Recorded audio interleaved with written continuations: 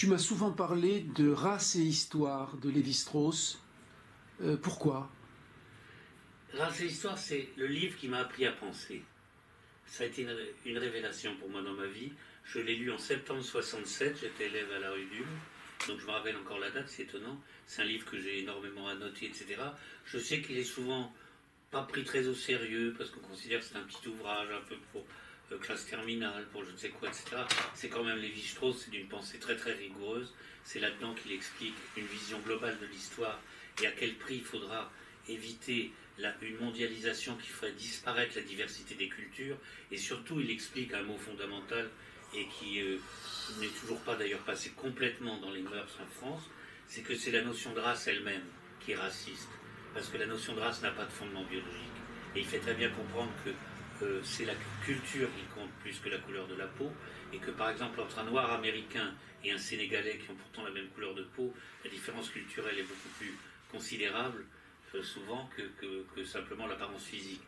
Ce qu'on voit très bien dans un livre et un film qui a eu un succès à une certaine époque, qui était le film Racine de Alex Haley, si tu te rappelles. Roots. Roots, où quand il retourne dans son village, je me rappelle plus si au Niger ou au Mali, il arrive et il est reçu quand même comme un riche américain. Il était linguiste, etc. Et donc pas du tout comme un villageois. Et en effet, donc la différence culturelle est énorme, et le fossé gigantesque malgré l'apparence extérieure, physique. Donc Race et Histoire, c'est un livre qui m'a appris à penser. C'est un livre rigoureux qui pose des concepts un peu à la façon géométrique d'Euclide, comme dans Spinoza, c'est-à-dire on pose un petit chapitre, on pose une notion, on passe à la suivante et ça s'enchaîne. Mais c'est très très clair, et c'est un livre qui prêche la diversité, qui aussi explique les illusions de l'ethnocentrisme, et c'est un livre qui est profondément libérateur. Et donc c'est vraiment ce livre qui m'a appris à penser. Ensuite j'ai lu Triste Tropique, comme tout le monde, quel livre magnifique.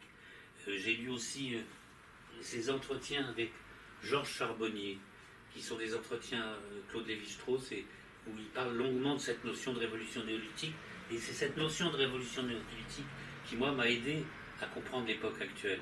Quand je disais tout à l'heure quand je disais qu'il y a 3 grands âges de l'humanité, il y a d'autres penseurs qui ont aussi dit ça.